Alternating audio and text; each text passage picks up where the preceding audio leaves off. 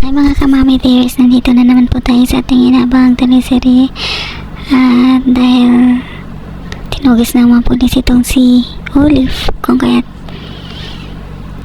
tumakbo ito at syempre sinundan siya ni Jade, kung saan sinabi ni Jade na sumuko na lang ito para mas gumaan yung sentensya sa kanya, pero ayaw niya talaga. At ayun na nga, dahil gustong makatulong ito si Jade at ayaw niya mapahamak yung kanyang ate, sinigawan niya ang pulis na nandun yung ate niya, kung kaya't nahuli ito ng mga pulis. At ayun, dinala ito sa presinto kung saan nagwawala itong si Olive dahil galit na galit ito sa pagkahuli sa kanya, dahil sinabi nito na wala naman daw siyang kasalanan at inosente daw siya.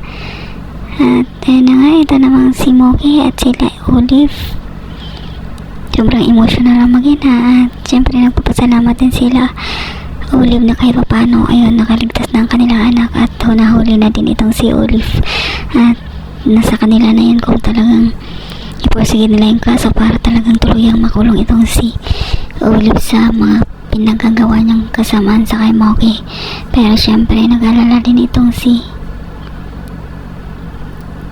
Nanay Ligaya nila, dahil syempre anak niya din si Olive at syempre anak din niya si Jade. At ayun na nga, pero itong si Emma, sinabi nito sa nanay niya na anak din daw siya ni Nanay Ligaya, pero sana maintindihan din siya nito dahil syempre anak niya din yung inabuso ni Olive. At pinunta nila ito sa presinto kung saan galit na galit itong si Olive nung makita sila, at syempre nandun din si Moki. At ayun na nga guys, I'm sure gaganti na naman itong si Olive kung hindi ito tuluyang makulong o di kayo makalabas ito doon sa kulungan, dahil nagbunta ito sa kay Emma na babalikan niya daw ito.